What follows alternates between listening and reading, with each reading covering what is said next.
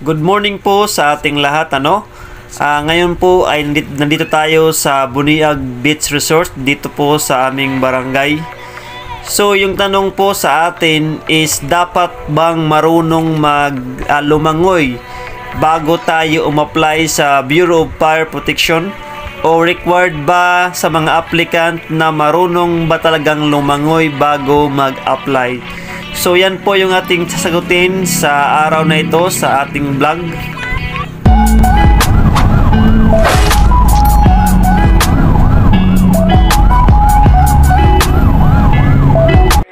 So ayan po mga kahariboy, based po in my own experience during po ng aming orientation course sa Bureau of Fire Protection ay nag-undergo po kami ng WASAR o Water and Survival Rescue Training, na kung saan ay kami po ay tinuturuan ng mga techniques kung paano po yung pag-rescue ng mga taong nalulunod, ano yung mga different types ng style ng paglangoy, at kung paanong makasurvive ng ilang araw o oras sa dagat.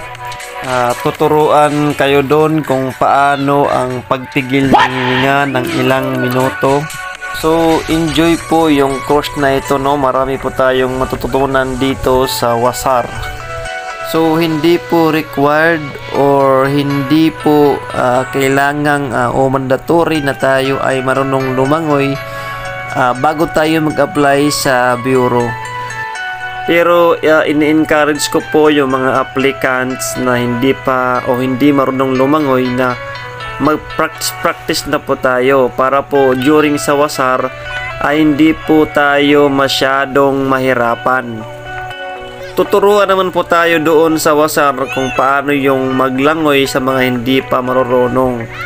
Kaya nga lang, advance po yung di naman yung tinuturo doon about sa water search and rescue. So kung ikaw hindi ka marunong lumangoy, so magsimula ka sa pinakauna kung paano yung lumangoy, while yung iba mong mga kasama is tinuturuan na ng mga advanced technique paano yung pag-rescue. So in short po, during sa WASAR kapag hindi ka pa marunong lumangoy is doble po yung effort na gagawin mo at doble din yung hirap na mararanasan mo. Kaya ngayon pa lang ay mag-practice na po tayo.